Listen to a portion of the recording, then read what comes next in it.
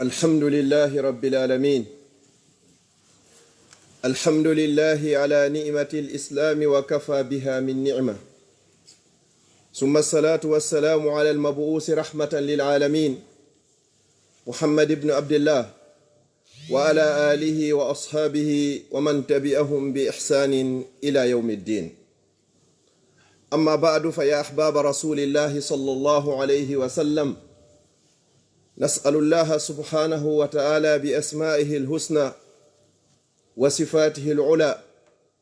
ألا يفرق هذا الجمع المبارك إلا بذنب مغفور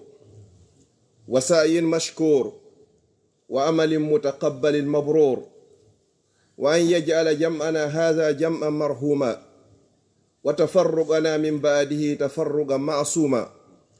وأن لا يجعل فينا ولا معنا ولا من بيننا شقيا ولا مطرودا ولا محروما، وأن يرزقني وإياكم وسائر المسلمين بحسن الخاتمة، وأن يحيينا ما كانت الحياة خيرا لنا، وأن يميتنا إذا كانت الوفاة خيرا لنا، وأن لا يجعل لنار جهنم نصيبا من أجسادنا، وأن يرحم موتانا، وأن يرحم آباءنا وأمهاتنا ومشايخنا وسائر جميع المسلمين. أما بعد، فيا أحباب رسول الله صلى الله عليه وسلم، musidɓe julɓe tedduɓe, ɓaawon yettude o Allah mo maraɗiɗaɓo,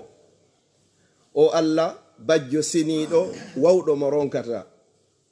tawɗo ko faalawo o waɗata, e sa'i mo faalawo eno o faalirawo, e yeru ko o faalawo emo o faalanawo kadi. Tawata o landotako hay e goto si o waɗa ko o faala kon.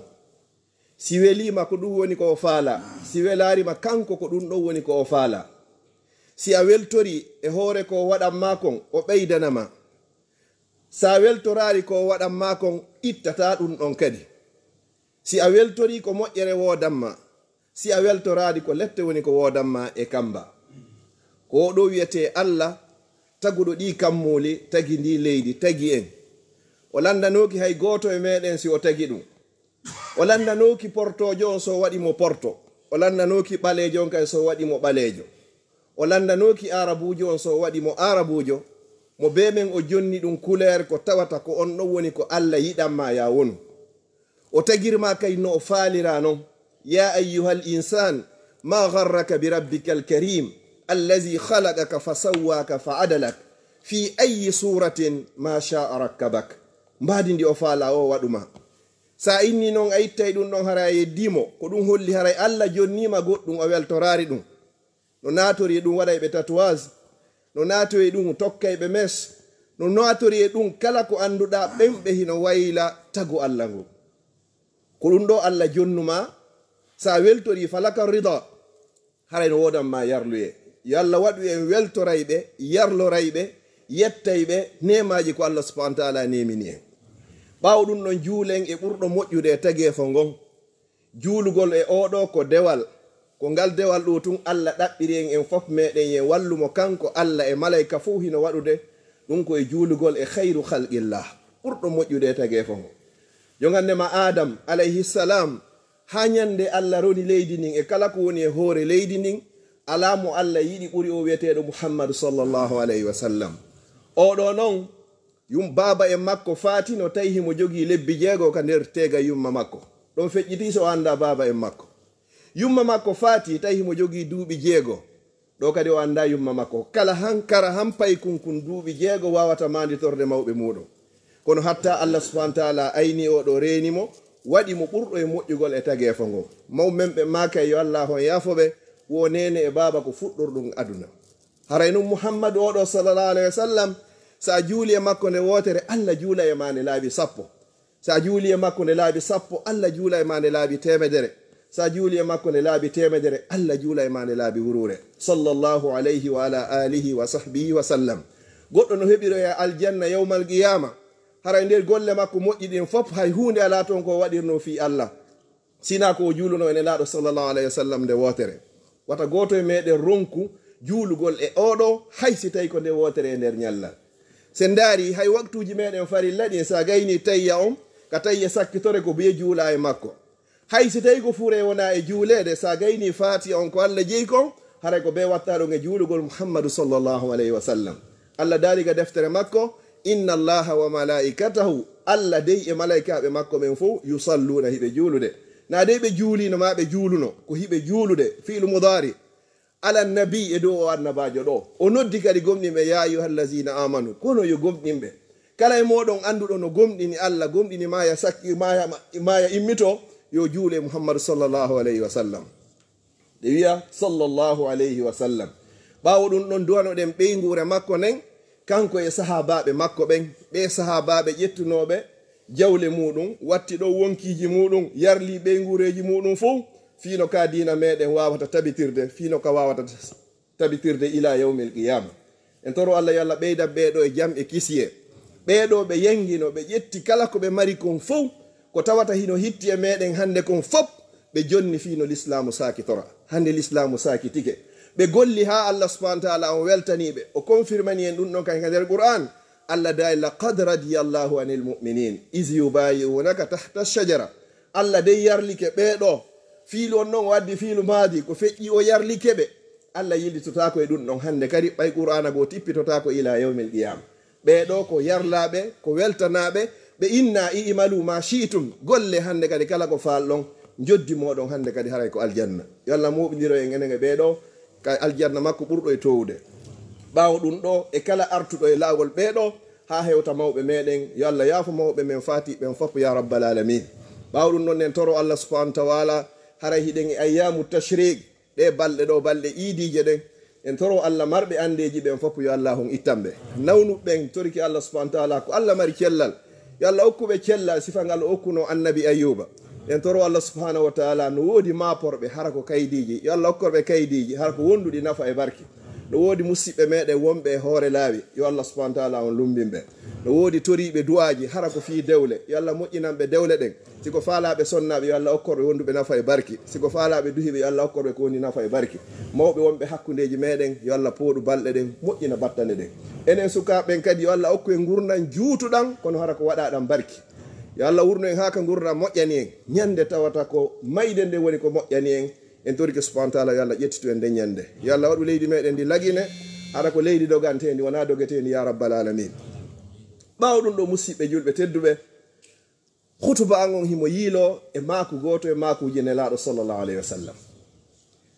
hande ka wuruɗen ɗo ni e feƴƴunoɓe fof an e goɗɗo on weldari ha ñande o maayi inna wattindine men aɗen e ɓeygu mum ɓe weldari ɓe yurmodiri ha debbo on maaya gorko on inname wattindine men moodi makko maayari o inni kanko kadi wattindine men ɓiɗɗo ma maayari ha gasi inna wattindine men wona karamo ko ma maayata inna ɓe yangani kala wattindine men wona lanɗo maayata laamateri nin goto immo daro inna wattindine men an e goɗɗo ko welduɗo wo ko welduɗo si yehi ha o laatike fure kaburu on jasama hewtika wallingol mo hay tippagol ka nder kaburu wona fo susata hande kadi hara ya hulimo few ko onon dogidayno bimbi e kikiɗe ƴawra jolda falo aafo kono ka o laati fure ɗo hande kadi hay ɓadagol mo woɓɓe hay so tawi gaynama fewnede few fure on wallinama ka morgue ya ar wayno ndiron ɗon yiyamo ɗon yiyande sakkitorde nden woɓɓe hay ɗum ɓeynayi ɓe susata pay koy koye dogaynoɗa fi muɗum koye fof ɓe inna wata on naɓu koye toon fi waɗa ɓe traumatise siko sonnajo on balɗe ɗiɗi balɗe tati yontere lewru kanko tun o wawata susata walagol ka nder suudu ko o noon walotono takko ma walɗa takko makko hande ɓay wonki hunko yalti hande kadi o wonti poubel o wonti jiiɓe a susatamo ɓadade ko ɗum ɗo woni alhaali meɗen yimɓe ko weldata ko ha hewta nelaɗo sallllahu alayhi wa sallam e sonna maɓɓe nene Aisha radiyallahu anha nelaɗo ko faati kaka hoore tundaje nene meɗen Aisha kono ɓay ɓe yehi ha ɓe ndaariɓe tawi pellet nelaɗo laatike fure ko khayru khalqillah ɓurɗo moƴƴude tagefo ngon few nene Aisha ɓe sortuno tundaje maɓɓe ɗen ɓe wallini ɓe ka danki hande kadi ɓe fesi ɓe yalti jasaka nder suudu maɓɓe ɗon nelaɗo wattina ɗon kono ɓe innano mi waloday e moodi an ton ɓay hiɓe fellititi le pellet ko aljanna ɗum ɗo waɗari ha hande welduɓe ko weldi o ko ɓe weldi hay goto surridaka e goɗɗo ha hande nelaɗo sallallahu alaihi wasallam ɓe maki wo yatba'ul mayyitu salas ɗowtay dey fure wo piiji tati wo ahluhu wa maluhu wa amalu ɓeygure ma nden ɗowtete jawdi ma ndin ndi ɗowtete golle maɗen ɗe ɗowtete fa yarjiu isnani wa yabqa ma'ahu wahidun wo piiji ɗiɗi yilto on tigi luttida e ka kaburu mum pihun goto ɓeygure nden nde fap mayke nde yiltoto fappu yiltoto honɗum kadi jawdi mani ndi fap mayri ndi yiltoto ha hande yiyaari surridaɗo e euro ma dollar ma surridaɗo kanŋe e kaalisi hay kesan gehun kun ɓe soodoyta sattukoye pirigoye ɓeyna e ɓay ko wattinirɗon tun sikun dublama hande kadi haray yoni ko suuɗa ɓandu on tigo ndum ɗum fof ko fii jawdi ndi yanganiɗo ɗa ndin fii wata ndi bonu fii ɓe hawjino hande kadi seedugol e ma ɓe débaraso e ma ɓe hetta hande kadi keyeji ko accuɗa hay goto e meɗen ma yaari ɗo Europe ɗo o hewti ka meɗen ɓe naɓimo ka duplex ma ka R plus 5 ma 3 ma 5 ma 6 ɓe inni yo wonu ɗon ha bimbi ko landete ko so tawi morgue no woodi o nawre ton kono ɓe jaɓata naɓirde ma ton fuu hande kadi suudu ma nun hato jina e ma yimɓe ma ɓen hato jina e ma an kadi hande a hato jina hay goto e maɓɓe fi wonɗum a dogi fi ɓe ha hewtiɗo hande tawi ko ni wonɗon e seedirde joni noon si ɓeygure nde yiltike jawdi ndi yiltike ko luttidata ka nder kaburu ma ton ko amaluhu golle maɗen ɗe gollunoɗa ɗen ko an non andi ko honɗum woni e gollude balil insanu ala nafsihi basira walaw alqa ma'azira neɗɗo fof hino andi sanga tawata fewno ɗo ni himo ɗofti Allah subhanahu wa ta'ala himo andi kadi sanga tawata fewno ɗo ni pellet ko yeddugol Allah woni himo andi kadi ko sanga tawata pellet fewnɗo si mayde nden nangimo ko yite jahannama woni ruttorde makko himo andi fewnɗo kay mo tañƴini si tawi mayde ari ɗo himo tañƴinani hoore makko aljanna ko ɗum woni balil insanu ala nafsihi basira himo andi hoore makko ko honno o fewndori joni noon yewtere nden ko honto nde woni e arde en andi ha hande waɗari goɗɗo surridaka e goɗɗo fihi ɓe welti hay nokko waɗata ɗum joni noon nelaɗo sallallahu alayhi wa sallam ɓe maaki e hadis mo filli ɗum aba hurayra himo ka bukhari himo ka muslim nelaɗo maaki sallallahu alayhi wa sallam wo laata umu sa'a wo ngal dargal ngal yiwɗo ngal darotako hatta yamurra rajuli bi qabri rajul wo ha gorko feƴƴira e qabru gorko ma suddiɗo feƴƴira e qabru suddiɗo ma paykum feƴƴira e qabru paykum on tigi oyna ya laytani kuntu makana hanino hara ko min woni ka nder qabru ɗo wonɗo ka qabru on hara kanko lutti e hoore gurnan aduna wo dargal ngal nde no waɗa wo haray ɗum ɗo waɗi yeloɗa hande kadi aduna mettitinoma faw a falaka aduna hande kadi ko falaɗa hara ɓe surrunoɗa ɓen hara ko kamɓe woni ko surrunoɗa ɓe ɗowtunoɗa ɓen hara hande kadi kamɓe woni ko ɗowtunoma hakke ko tawata wurugol satti gurdal satti wona lamɓe ɓen wona karamokoɓen wona marɓe ɓen wona ɓe maraɓen wona mawɓe wona sewɓe wona paykum wona mawɗo wona duhiɗo wona suddiɗo hara mo be aduna on hewtani ɗum nokkugo hande kadi ko faala o sago muɗum hara ko kanko wonno ka nder qabru wonɗo ka nder qabru on hara kanko woni e hoore nder aduna la taqumu sa'a hatta yamurra rajulu bi qabri rajul fa yaqulu ya laytani hanino min e bone an e jallo an kuntu makana hara ko min wonno ka place makko ɗo fewno ɗo ni goto e meɗen jaɓata walo daade e fure e nder morgue ni buye meɗen o 90% si innama e jooɗo ɗo ayno fure ɗo ha bimbi o perdude 100 000 € no ɓuranimo ɗum ɗon ko ɗum ɓurimo newanade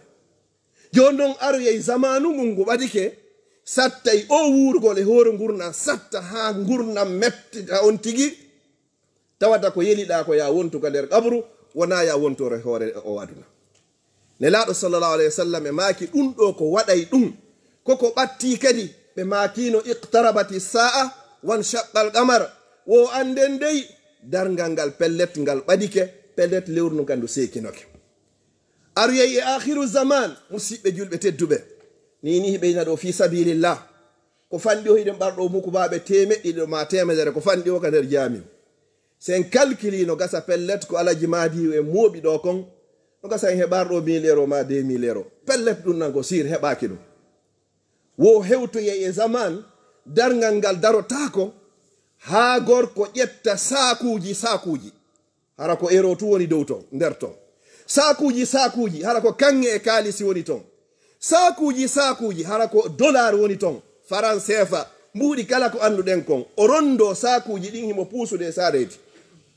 o jinda jongande maka nange fuɗi ha nange nge motoya hara o heɓari hay goto mo jonna hay goto falaka ɗum ɗon kadi waɗay si darngal ngal daro fewndo ɗo non ɓe maki non on say sallallahu alayhi wa sallam wo itte sadaka ko adi hewtoyde ñalande hara faalete ittugo sadaka wo hara heɓatamo jonna hara hay goto falaka hara ala ko ɓurata bettude on ndi sa inni hino ɗo fi sabilillah goto falaka o gandi konngol ɓuraygol welde allah ngol foppo e hoore waɗuna ko honno ko ya bonnu ha gayna fewtamo inna allah mi bonni mi torike ma accana ɗum no wela allah konngol ɓuraygol mettude subhanahu wa taala fo yawmal qiyama ko sa fewtinoyimo ton accana ɗum woni o falaka to ɗo noon ka aduna ɗo ni ado lawade bakkatu on no wayi wo no wayi ko ɗuuɗi o ko ɗuuɗi ko mawni o ko mawni si a tuubi a ruttike a toriki allah a inni yo accane o inna mi accanima hay si a fillitoyke a inni yo accane o inna yo accanima kadi kono ko ya waɗo ga ko adi lawade nelaɗo sallallahu alayhi wa sallam e maki man taaba wonɗo tuubuɗo qabla an tatlu ash-shamsu min maghribiha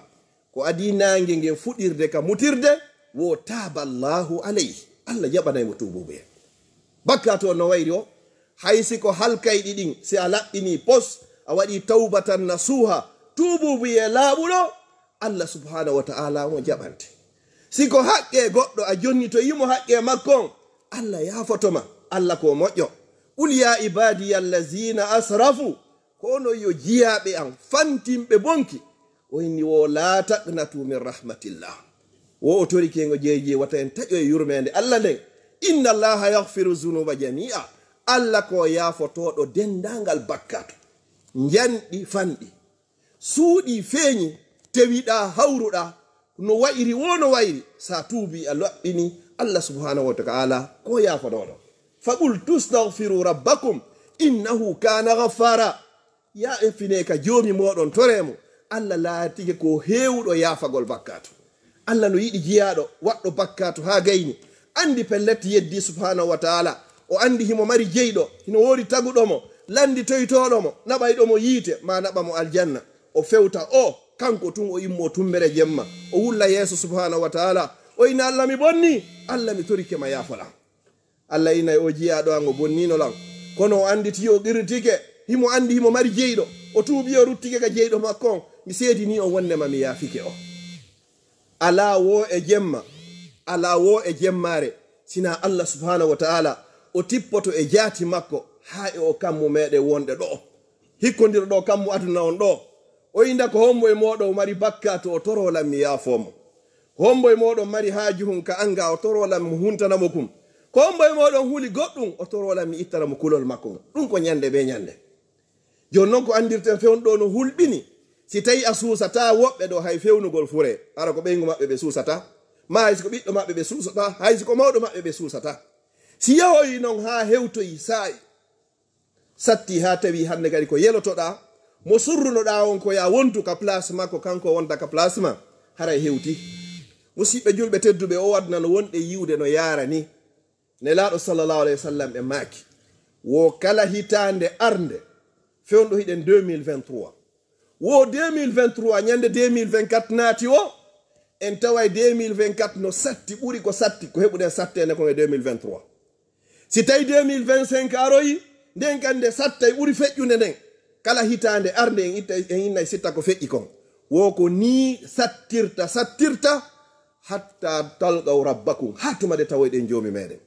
wata goto habbo de innugol no gasa ko arata haray hoyi seeɗa ta goto habbo ɗum ko nelaɗo sallallahu alaihi wasallam maaki no fewndorɗen ɗo ni no naatiroyɗa kayna sitta ko feƴƴi sitta ko feƴƴi koko feƴƴi kon tun hande kadi woni ko wullante ko mako nelaɗo sallallahu alaihi wasallam allazi la yantiqu anil hawa neɗɗo fof neɗɗo yo heblo ko sattanma kon fewdo ɗo e to ɗum ɗon hoya toroɗa rabbul ibadi on yo hoynane ko tawata hino maapi makon fewtu Allah toroɗamo yo hoynane ko faalaɗa kon toromo yo allahu on okke Allah ko ghafurur rahim ko yafotoɗo ko yurmeteɗo Allah ini ma yafalu llahu bi azabikum in shakartum wa amantum haaju Allah e lettugol ɗon so yettimo o woni julɓe ko ɗum Allah watta ɗum so yetti en fof meɗen se rewi Allah adiɓe e sakkitiɓe en fof en hawtiti e rewi Allah ɓeydata Allah sina yeru ko mesalal ittata e maayo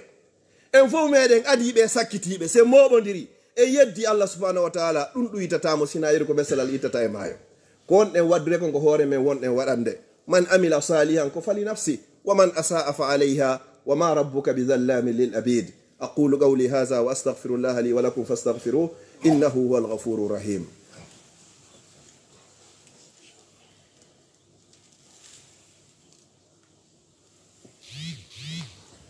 الحمد لله رب العالمين الحمد لله على نعمة الإسلام وكفى بها من نعمة ثم الصلاة والسلام على المبعوث رحمة للعالمين محمد بن عبد الله وعلى آله وأصحابه ومن تبعهم بإحسان إلى يوم الدين أما بعد مسيب جلب تدب باوين يتد الله لاول بدبول ينترو الله سبحانه وتعالى يلا أكو ينبتر موجو koko wiyete qabru si bani adama sattirama yo hoore o aduna ka tawata hino laamuji hino jawle hino ngurndam hino cellal hino sécurité piiji ɗin fof no timmi tentinene wuro ɓe Europe ga yehi ha tawi ko ya yelo ya wontu e nder qabru mi sikki tun hara e nder ga woli on andi e jama o si aroyi dara ñalande dargal daro yama ɗon daroyte ɗon duuɓi temedere hara nangi ngen no yowta adda ha e salaji meɗen hara goto susata ƴettugol konngol tagefo ngo yaha ka adam o susata wowlugol kanko woni baba tagefo ɓe yaha ka annabi nuh kanko hecci annabaɓen fop o susata ƴettugol konngol ɓe immoɓe yaha ka annabi ibrahim ko kanko woni yatigijo Allah o susata ƴettugol konngol ɓe ara ka annabi Musa ko kanko woni kalimullah yewtituɗo e Allah ka hoore leydi ɗo o susata ƴettoygol konngol ɓe ara ka annabi Isa alayhi salam ko kanko Allah tagi tawata no mari nene mara baba o susata ƴettoygol konngol tagi fo ngon ko innata Allah men torikema ittu men ɗo walaw ilan nar Allah ɗe lette ɗe men woni e muɗum ɗo ittu men ɗo hande kadi hay say ka yite men yarata tawata hakke ko tawata jama on soñjike ka darngal ɗon jon noon si tawi ko neɗɗo julɗo hulaynoɗo Allah darngal ngal ko wa'anayma ko wasta dari kayni Allahu akbar hiɗa juulude fana yeru on tan mo ƴettata ɗon ko noon darngal ngal fof ko daroyte ko wa'anoyema Allah noon suɓi e tagefo makko ngon fof noneji yimɓe jeeɗiɗo o yini onon ɗo on andoyta ko wiyete kon sattende darngal ka Allah daali yawma yaqumu nnasu li rabbil alamin foppo daroyto nden ñande nangue hino wuli hiɗa rondi golleji ma wona paɗe wona kuɗum wona kakum hara hay ondi ko teddinano kon foppo hino arti oɗon ɓe jeeɗiɗoɓe ɗo on andoyta ko wiyete on soñjaɗo mi darnira ɗon hutuba an on imamun adilun neɗɗo yeesojo nunɗuɗo fuɗɗori an e hoorema an e tere maɗen ari an e ɓeygure ma nden ari chef secteur ari chef quartier ari gouverneur ari maire ha hewto e président de la république kala ardinaɗo e hoore yimɓe o newinani ɓe nelaɗo sallah sallam e maaki mi toriki Allah yo Allah newinanmo kala ardinaɗo e hoore yimɓe o sattinani ɓe nelaɗo maaki fashɓugu alay Allah mi torikima an kadi ittinan oɗo kadi fattaqullaha fi ummati muhammadi sallallahu alaihi wasallam bo be ka ardina ɗon e hoore ɗe mofte yo wattan hakkil ɗon ka tawata konngol mangol ko ngol woni ko marsata ndaaru décision ji ƴettataɗi e hoore tagu Allah ngu no tawa e maɓɓe wa shabun nasha'a fi ibadatillah suka paykun mawnukun e nder dewal Allah paykun fof kala yiɗo paykun hay gaño mum hara hino faala ƴetta waɗa golle maɗen dewal Allah juulugol jangugol horugol teddingol mawɓe maɓen sa waɗi ɗum ɗo ɗa tawa e ɓen waɗoyteɓe kadi leyɗowdi arsi Allah ñande tawata mo beno mapo doyi e hoore muɗum kono est ce que hande ko ɗum woni alhaali sukaɓe ɓen teddingol mawɓe ɓen ala ko wiyete kon koddi ɓuri tuwane payko dari jaabi yumma mum ma baba e muɗum wal iyas billah no tawa e tammo ɓen hombo kadi wa rajulun qalbuhu muallaqum bil masajid neɗɗo taway ɗo ɓernde makko nden no yowiti himo suni so tottoyaari waɓɓotori on ka juulirde hara na immagol juula allahu akbar ɗo jalto continue programme ji mum hara sago ma waktuji ɗin fop hay goto a ratata ka juulirde oɗo kadi allah ɗowdinoyte nden ñande naya ɓon wa rajulun zakara llahu khaliyan fa fadat ayna jooɗiɗo waaja ma jooɗiti fi miijiti fi mayey ma anditi fi kabru ha gite makko ɗe wulli nelaɗo sallallah alih w sallam hiɓe hewno molagol ɓe maka allahumma inni auzu bika min qalbin la yakhsha wa min aynin la tatma allah miɗo molima ya dandam ɓernde nde hulata ko waaja wo mi hulata waajatake kadi ha mi wulla ɓernde an hoyata allah mi torikema dandan ɗum ɗo